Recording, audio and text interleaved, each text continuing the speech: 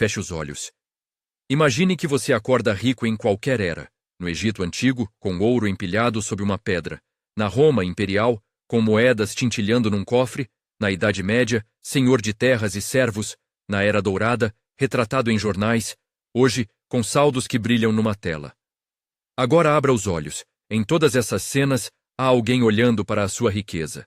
Um deus, um imperador, um bandido, um cobrador de impostos.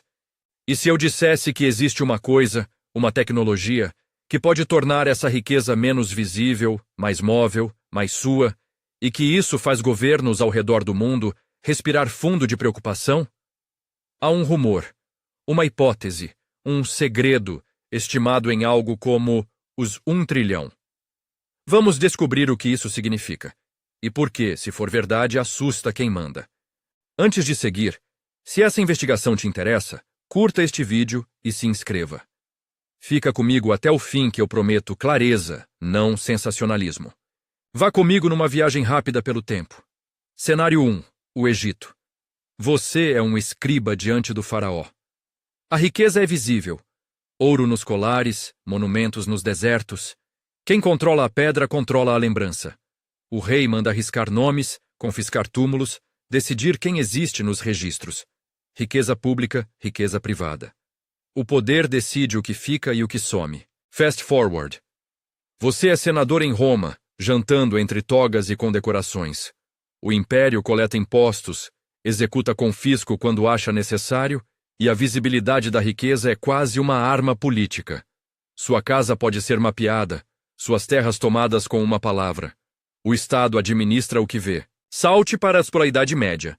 Você é um barão, cercado por muros, vigiando estradas. Riqueza significa terras, castelos e vigilância. Se o rei desconfia, ele manda um exército. Se o vizinho inveja, ele faz aliança ou cerco.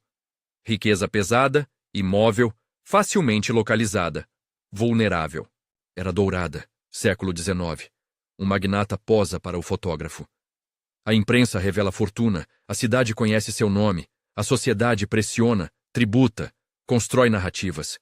Visibilidade traz influência, mas também risco, assalto, lei, vergonha pública. Agora, a modernidade líquida. Você é gestor de fundo, sentado numa sala com telas, um telefone tocando. Seu dinheiro não tem forma física, mas é profundamente implantado numa arquitetura que exige intermediários, bancos, clearing houses, provedores de pagamento. A riqueza é digital, sim, porém arquitetada em sistemas nos quais o Estado e instituições financeiras mantêm portas de entrada e saída. Quem controla essas portas, controla, em última instância, o fluxo, e com ele, o poder. Em cada vinheta, o padrão é claro. O formato da riqueza muda: pedra, metal, terra, papel, bits. Mas o conflito com o poder persiste. E o mecanismo do poder também muda. Às vezes é força bruta, às vezes é lei, às vezes é controle do sistema financeiro.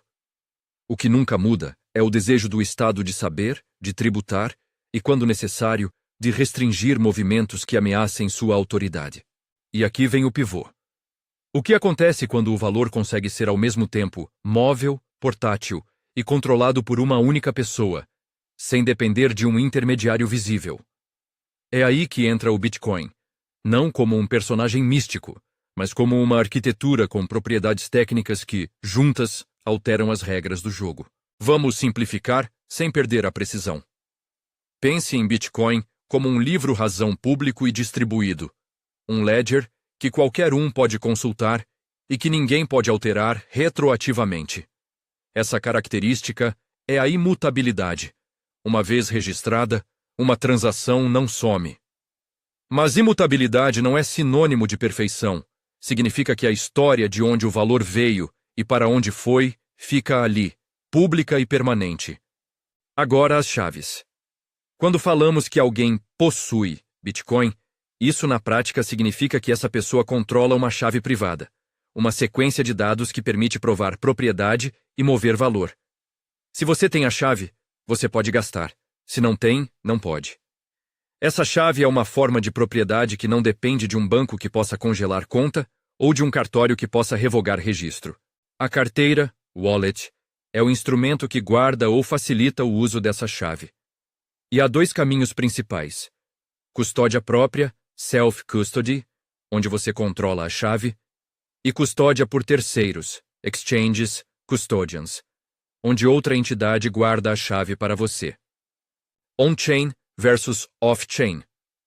On-chain é o que acontece no ledger público, transações registradas no blockchain. Off-chain é o que acontece fora dele, acordos, promessas, posições em sistemas centralizados. A liquidez real, a capacidade de mover valor para fora do ecossistema cripto e voltar ao mundo tradicional, depende de ramps on-off, exchanges, OTC desks, instituições financeiras, pontos onde o sistema tradicional e o novo se tocam. Por que isso preocupa governos? Porque o Estado depende de visibilidade e de alavancas. Impostos se cobram quando se pode rastrear renda e propriedade. Sanções funcionam quando é possível cortar acesso ao sistema financeiro.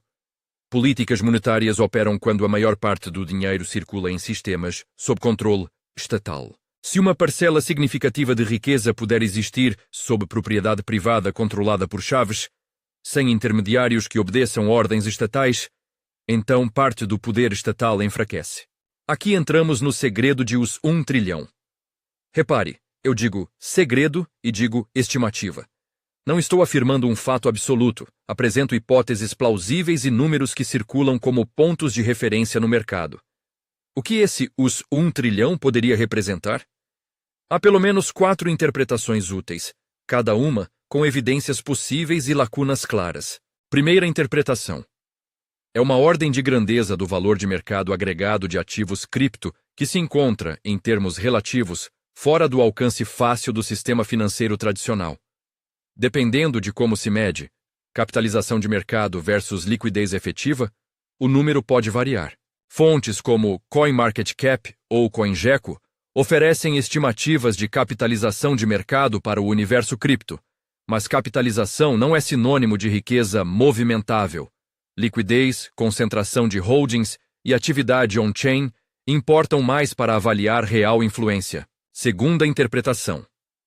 Os 1 trilhão pode ser o montante acumulado por indivíduos ou entidades que optam por custódia própria ou por canais menos visíveis. Wallets frias, cold wallets, carteiras off-exchange, holdings em hardware wallets, que na prática estão fora do alcance imediato de ordens judiciais ou de congelamento via intermediários centralizados. Indicadores on-chain, relatados por empresas como Glassnode, mostram enormes saldos em endereços inativos ou acumulados ao longo do tempo. Porém, endereços não são pessoas, e endereços inativos podem corresponder a chaves perdidas, carteiras de instituições ou simplesmente hodlers de longo prazo. Interpretação plausível, mas com incerteza sobre titularidade. Terceira interpretação. A cifra representa a capacidade potencial de fuga de capitais. O volume que poderia ser movido rapidamente através de on-ramps e off-ramps em cenários de crise, corroendo controles de capital e sanções. Aqui a questão central é liquidez e infraestrutura.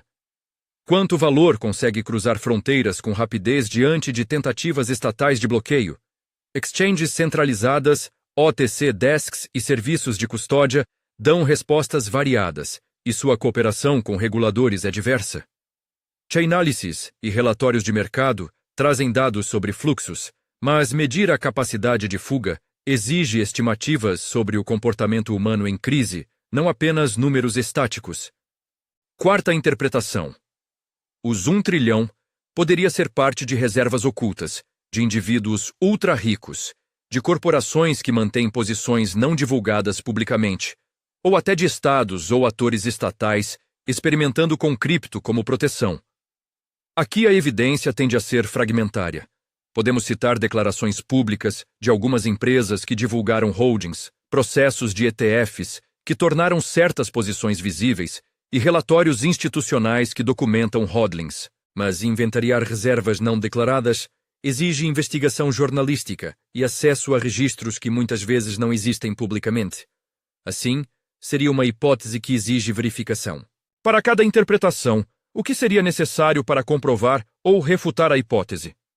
Para a primeira, Comparação entre capitalização de mercado e métricas de liquidez.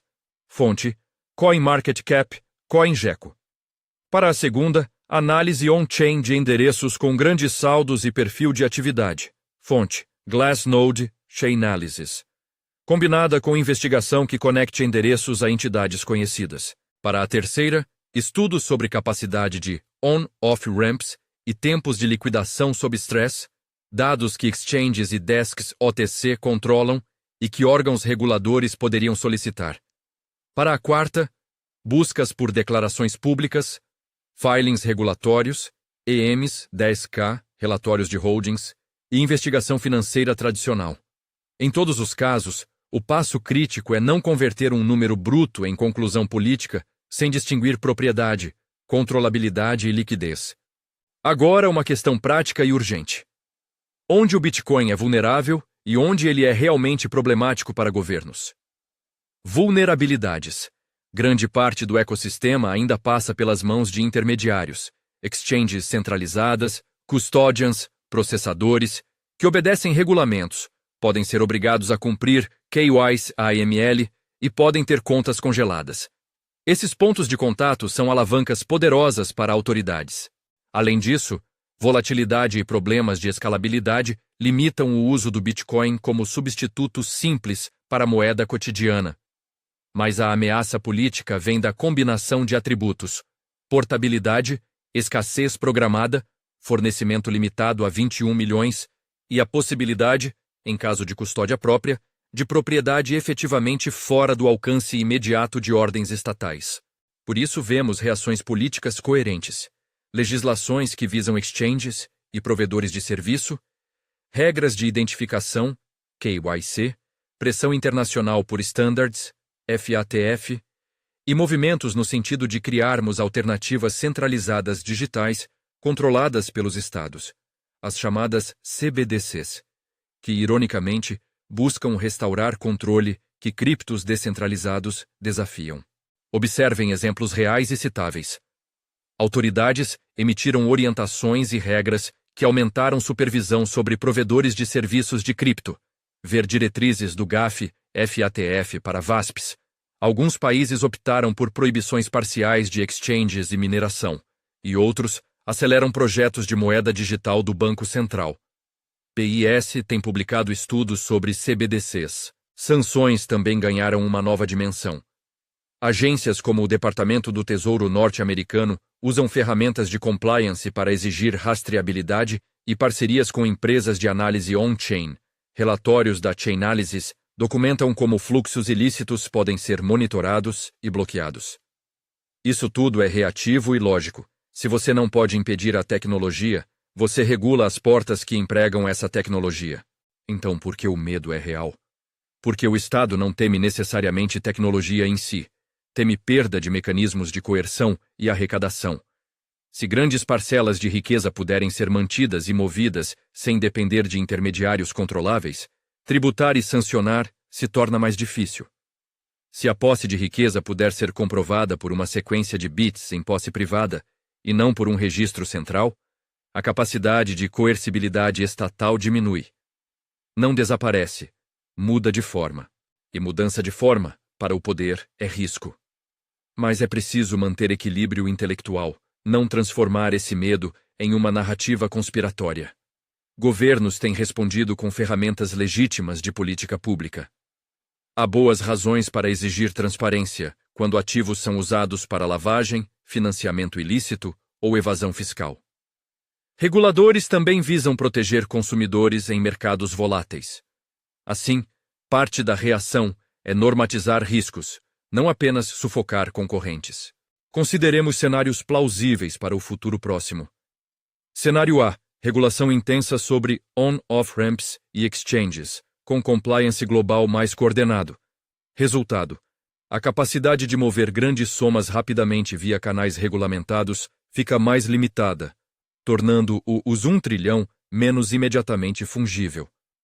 Cenário B: adoção institucional e integração entre sistemas, com empresas e até alguns estados acumulando posições de Bitcoin de forma transparente.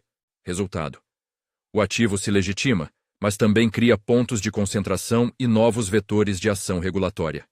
Cenário C. Desenvolvimento de infraestruturas tecnológicas, mixers, soluções de privacidade, redes off-chain, que aumentem a capacidade técnica de mover valor de forma menos rastreável. Resultado: desafio renovado para reguladores, que respondem por legislação e parceria com provedores de análise.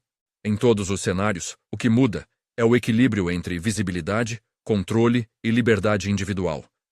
E cada mudança tem custos e benefícios sociais. Voltando ao título, por que governos temem o Bitcoin? Não porque ele seja mágico, mas porque ele oferece um conjunto de propriedades que, juntas, reduzem a eficácia de ferramentas tradicionais de controle financeiro, tributação, bloqueio de contas, imposição de sanções. E porque o segredo de os 1 trilhão assusta? Porque se existir uma massa crítica de riqueza, que efetivamente não passa por intermediários submissos ao aparelho estatal, então políticas públicas e geopolíticas que dependem desses mecanismos perdem parte de sua potência. Repare, medo não é prova, é sinal de incentivo para agir. Regulação, políticas de compliance e iniciativas de CBDC são respostas coerentes a esse risco percebido. Agora, o que podemos e devemos fazer como cidadãos e observadores? Primeiro, separar fantasias de fatos. Dados on-chain existem e são úteis, mas são apenas parte do quebra-cabeça. Ligue-os a dados off-chain com cautela. Segundo, compreender termos técnicos. Chaves privadas, carteiras, custódia, on-chain, off-chain, não são esoterismos. São noções práticas que afetam risco e liberdade. Terceiro, ponderar consequências sociais. Um futuro em que riqueza é inteiramente invisível favorece falhas de fiscalização e possíveis abusos. Um futuro em que tudo é observável pode ser uma distopia de vigilância. O desafio público é encontrar um equilíbrio que preserve direitos e reduza riscos de abuso. Não um simples confronto entre liberdade total e controle total. Para quem quiser se aprofundar sem cair em pânico, aqui vai um caminho prático. Estude métricas on-chain confiáveis. Glassnode, Chainalysis. Compare com agregados de mercado, CoinMarketCap, CoinGecko, e leia análises de políticas públicas, BIs, IMF, FATF. Considere também relatórios de exchanges e filings públicos quando pesquisar holdings institucionais. Muitos dados existem, outros são estimativas e exigem cautela. Termino com uma imagem final. Riqueza, desde sempre, atrai olhos e mãos. O Bitcoin não torna esse fato inválido. Ele apenas muda a natureza dos olhos e das mãos que a buscam. Para alguns governos, isso é ameaça. Para outros, oportunidade de incorporar e controlar. Para você que assistiu até aqui, a pergunta é simples e objetiva. Prefere que sua riqueza seja um monumento à vista de todos, sujeito a vontades alheias, ou prefere entender, com responsabilidade e dentro da lei, as tecnologias que alteram esse equilíbrio? A resposta não é binária, e por isso este debate político e técnico é urgente. Se quiser continuar, na descrição deste vídeo, deixei um relatório e um conjunto de fontes para quem quer verificar números, estudar métricas on-chain e acompanhar documentos oficiais. Comente abaixo. Qual das 4 interpretações dos 1 trilhão parece mais plausível para você? E se puder, compartilhe este vídeo com alguém que pensa que a economia é só cifras. Mostre que é, acima de tudo, poder. Fontes e leitura recomendada para colocar na descrição. CoinMarketCap, https://coinmarketcap.com, CoinGecko, https://amaibabi.coingecko.com, Glassnode, https://glassnode.com, Chainalysis, https://www.chainalysis.com, Bank for International Settlements, BIS, https://www.bis.org, International Monetary Fund, IMF, https://www.imf.org, Financial Action Task Force, FATF, https://www.fatfgafi.org, U.S. Department of the Treasury, OFAC, https://home.treasury.gov. Consulte também relatórios de exchanges e filings públicos para holdings institucionais como fontes primárias. Obrigado por chegar até aqui. Se quiser que eu aprofunde uma dessas 4 interpretações com dados on-chain e exemplos citáveis, deixe nos comentários qual e eu preparo um vídeo relatório detalhado. Inscreva-se e ative as notificações para não perder.